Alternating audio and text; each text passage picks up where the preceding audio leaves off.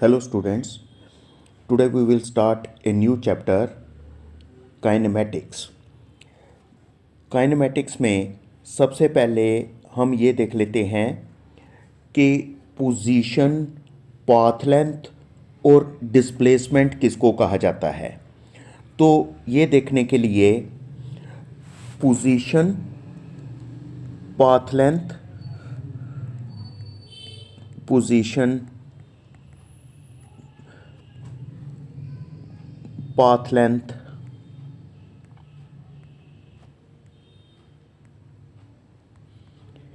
And displacement.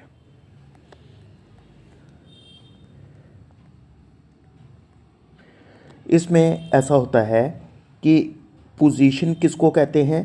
अगर हम किसी चीज़ की पोजीशन देखना चाहते हैं उसमें हमें एक फ्रेम ऑफ रेफरेंस की ज़रूरत पड़ती है।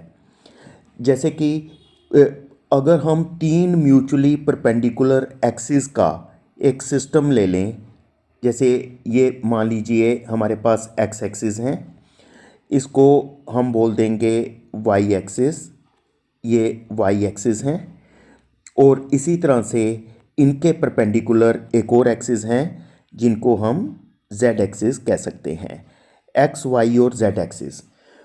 तो ये तीन म्यूचुअली परपेंडिकुलर एक्सिस का एक सिस्टम होता है जिसके रेफरेंस से हम ये देखते हैं कि किसी बॉडी की पोजीशन क्या है। जैसे अगर एक पॉइंट सपोज कर लीजिए, एक कोई बॉडी यहाँ पर पड़ी हुई है ए पॉइंट के ऊपर, तो हम कहते हैं अगर हमने इसकी पोजीशन डिटरमिन करनी हो कि इसकी पोजीशन कहाँ पर है, तो हम ये देखते हैं कि इसका एक्स एक्सिस से डिस्टेंस कितना है, इसका वाई एक्सिस से डिस्टेंस कितना है और इसका जेड एक्सिस से डिस्टेंस कितना है। तो जब हम इसका डिस्टेंस देख लेते हैं, हमें इस फ्रेम ऑफ रेफरेंस के हिसाब से इसकी पोजीशन का पता चल जाता है। सपोज कर लीजिए यहाँ पर जो ए पॉइंट पर बॉडी पड़ी हुई थी, थोड़ी देर के बाद वो पहुँच जाती है बी पॉइंट के ऊपर। तो अब हम देखेंगे कि इसका एक्स एक्सिस से डिस्टेंस चेंज हो गया, अब पहले से ज़्यादा हो गया, और वाई एक्सिस से भी इसका डिस्टेंस बढ़ गया। ठीक है, तो एक्स एक्सिस से भी डिस्टेंस बढ़ा, वाई एक्सिस से भी बढ़ गया। तो हम ये कह सकते हैं, इसी तरह जेड एक्सिस से भी आप देख सकते हो कि इसका डिस्टेंस कितना है। तो हम ये कह सकते हैं कि पहले बॉडी ए पॉइंट पर पड़ी हुई थी और अब बॉडी जो है वो बी पॉइंट पर आ गई, जिससे हम ये कह सकते हैं कि बॉडी जो है उसने अपनी पोजीशन को चेंज किया है।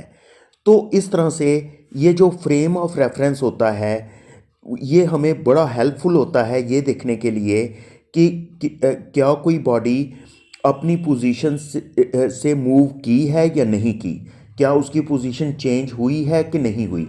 जब कुछ टाइम बीत गया तो कुछ टाइम के बाद अगर हम उसकी पोजीशन चेक करना चाहें तो हम फ्रेम ऑफ रेफरेंस के हिसाब से चेक कर सकते हैं। तो फ्रेम ऑफ रेफरेंस फिर क्या होता है, फ्रेम ऑफ रेफरेंस को एक बार फिर से हम डिफाइन कर लेते हैं। फ्रेम ऑफ रेफरेंस जो होता है ये है, it is a set of three mutually perpendicular axis with reference to which the position of a body can be determined. तो अब अगर एक बॉडी सपोज कर लीजिए, जैसा मैंने पहले बताया था, पहले पड़ी थी ए पर, कितने टाइम पर, मान लो T1 टाइम पर पड़ी थी ए पॉइंट पर, और उसके बाद ये बॉडी पहुंच गई बी पॉइंट के ऊपर T2 टाइम पर। तो जब कोई बॉडी अपनी पोजीशन को चेंज करती है तो पोजीशन को चेंज करने के लिए नेचुरली वो कोई पाथ कवर करती है, तो उसको हम पाथ लेंथ कह देते हैं। ये पाथ जो है ये स्ट्रेट भी हो सकता है।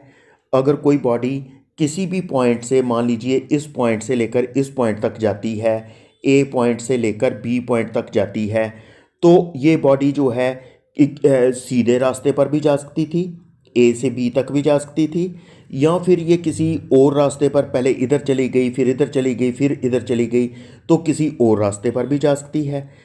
तो जो बॉडी एक्चुअल पाथ कवर करती है उसको हम पाथ लेंथ कह देते हैं। जैसे बॉडी यहाँ पर ए से लेकर पहले गई सी पर, फिर उसके बाद गई डी पर, उसके बाद गई बी पर, तो इसने जो पाथ कवर किया ये ए से सी, सी से डी, डी से बी कवर किया, और ये पाथ स्ट्रेट भी हो सकता है, कर्व्ड भी हो सकता है, कैसा भी पाथ हो सकता है। तो जो बॉडी एक्चुअल में पाथ कवर करके एक जगह से दूसरी जगह पहुंचती है उसको हम पाथ लेंथ कहते हैं। और डिस्प्लेसमेंट क्या होती है? Displacement is the shortest distance between the initial and the final position.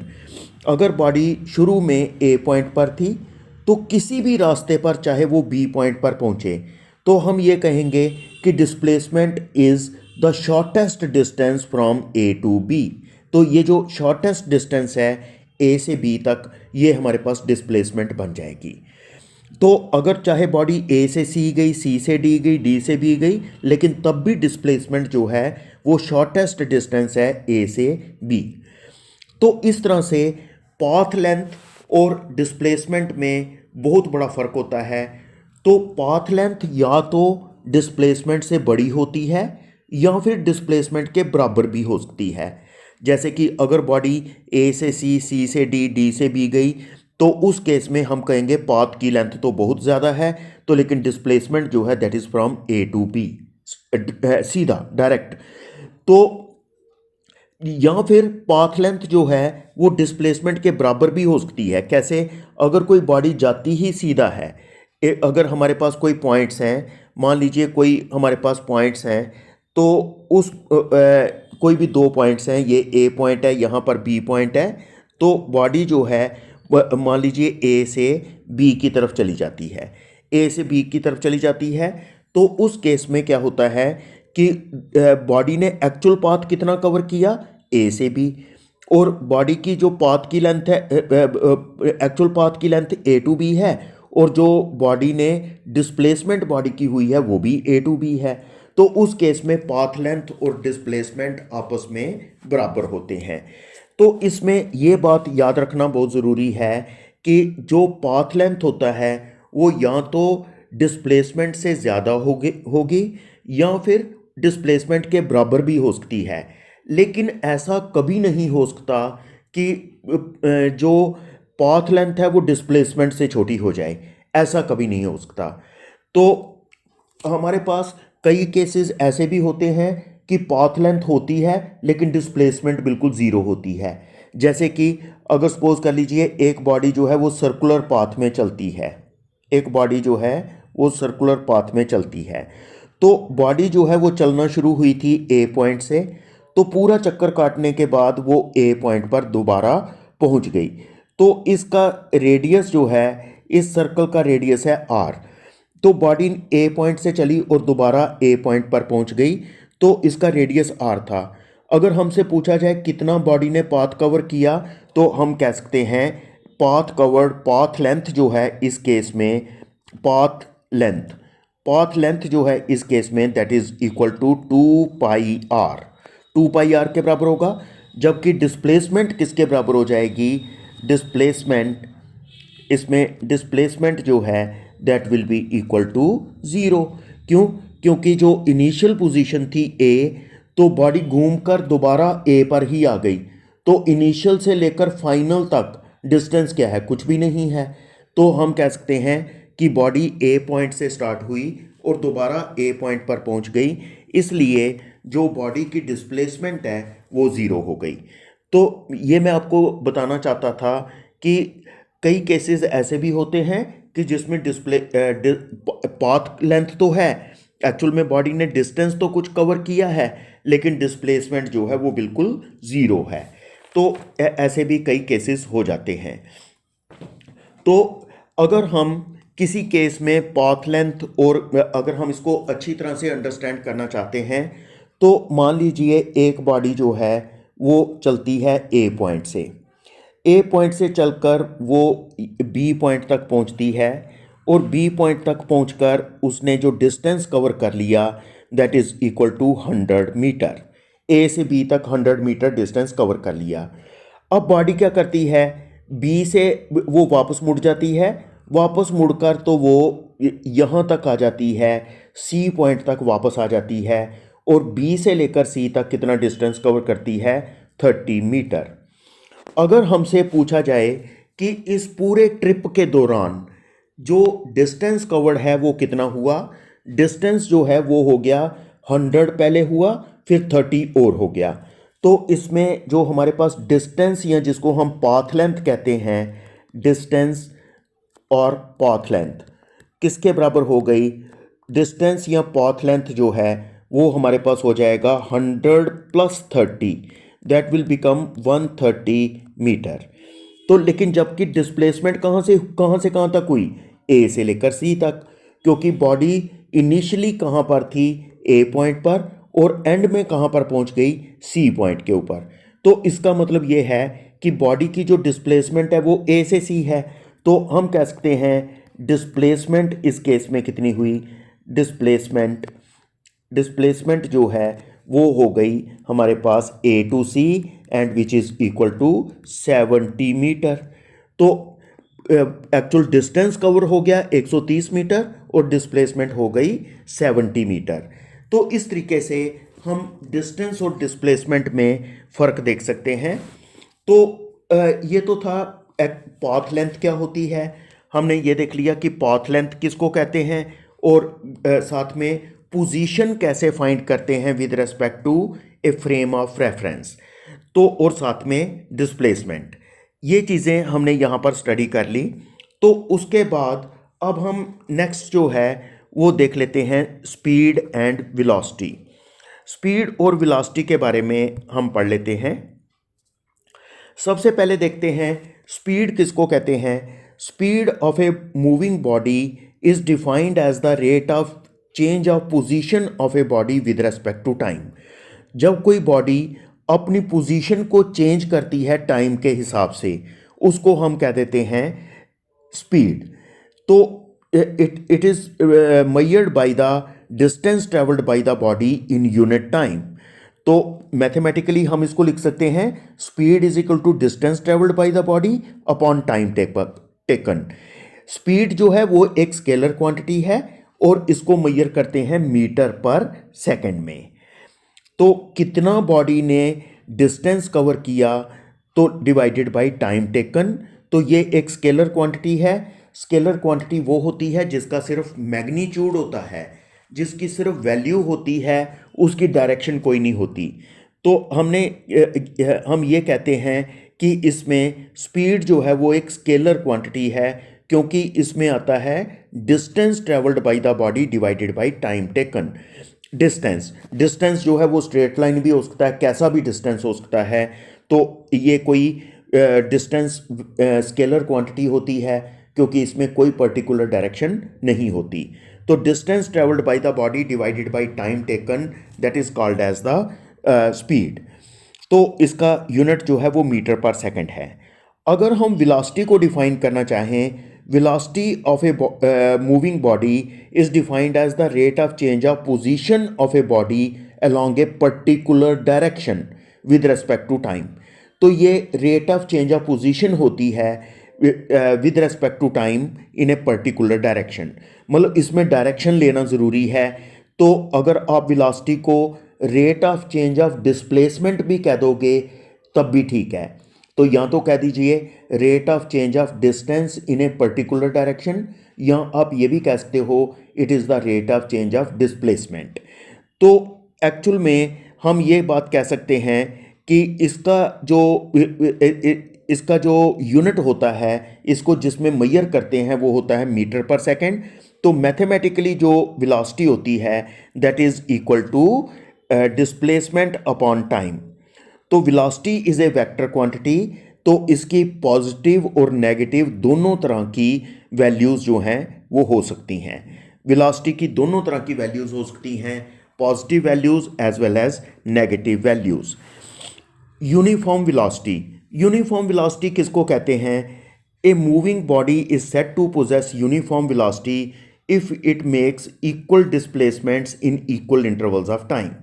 अगर कोई बॉडी बराबर बराबर डिस्प्लेसमेंट करती है बराबर बराबर टाइम में, मान लीजिए एक बॉडी जो है उसने 1 सेकंड में की 2 मीटर डिस्प्लेसमेंट, अगले सेकंड में फिर से 2 मीटर डिस्प्लेसमेंट, अगले सेकंड में फिर से 2 मीटर डिस्प्लेसमेंट।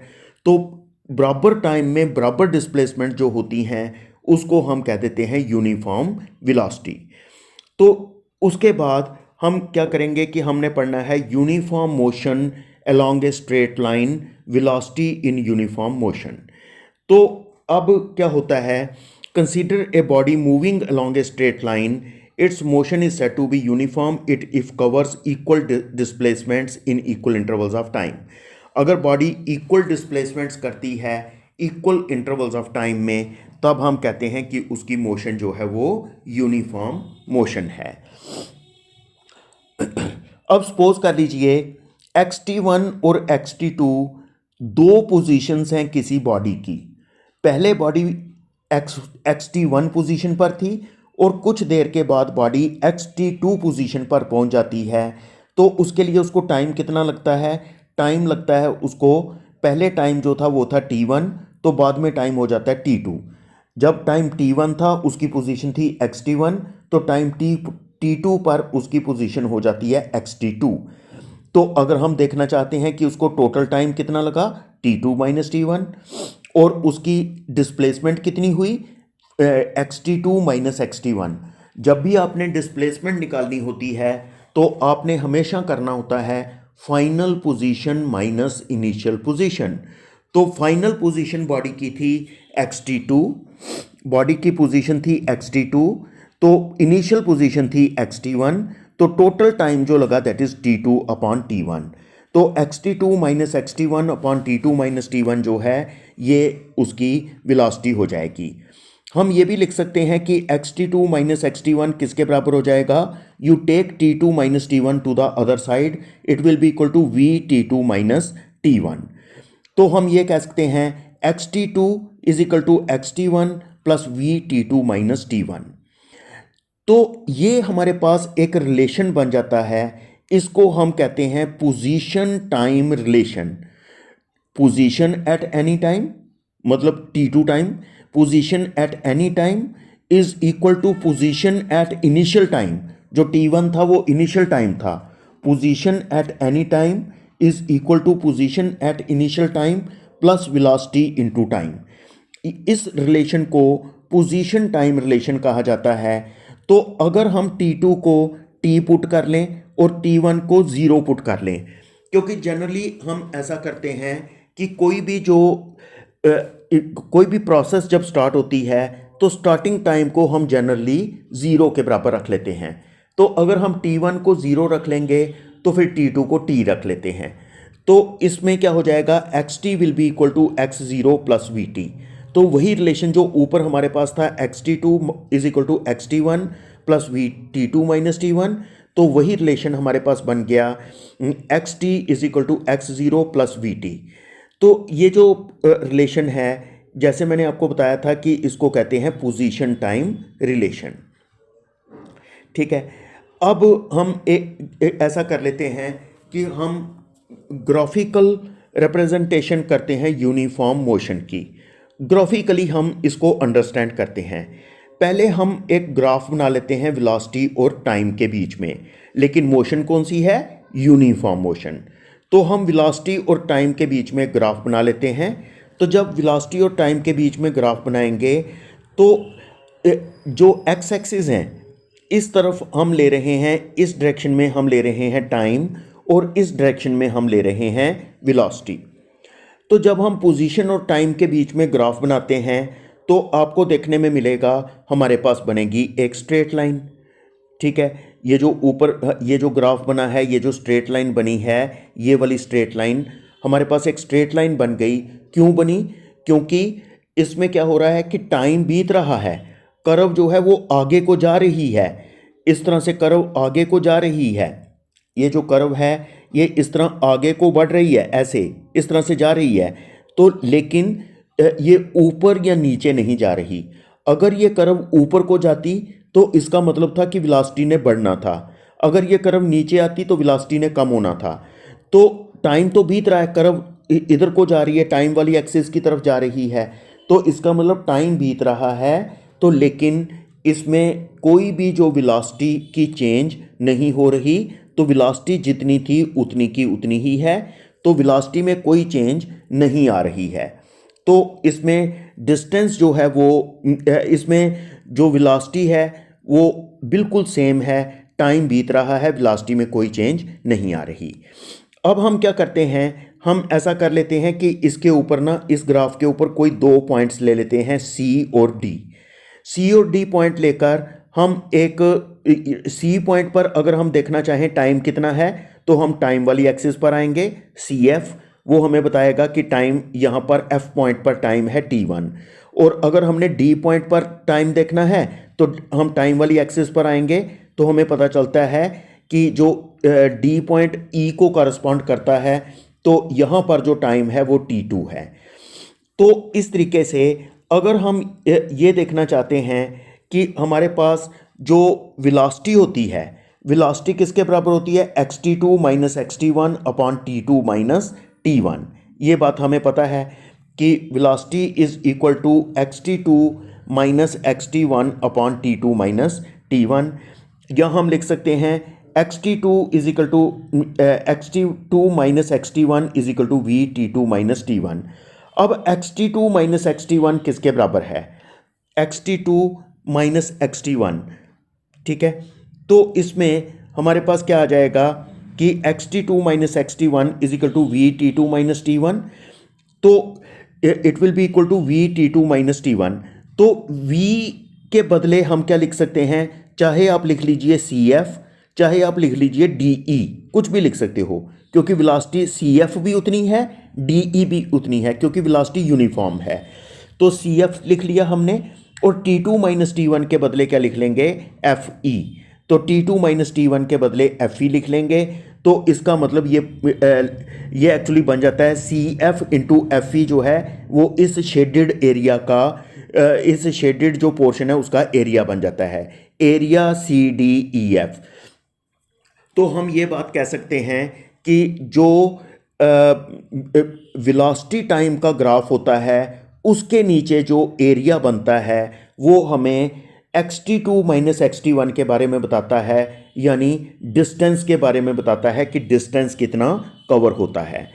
तो जो, क्योंकि xt2 माइनस xt1 हो गया डिस्टेंस, तो डिस्टेंस कवर्ड, तो ये हमें डिस्टेंस कवर्ड के बारे में बताएगा कि अगर हम वेलोसिटी और टाइम के बीच में ग्राफ बनाते हैं, उसके नीचे जो एरिया बनता है, हमने ग्राफ के ऊपर कोई भी दो पॉइंट्स ले लिए, तो पॉइंट्स लेकर नीचे एरिया बना दिया, वो एरिया हमें डिस्टेंस के बारे में बताता है।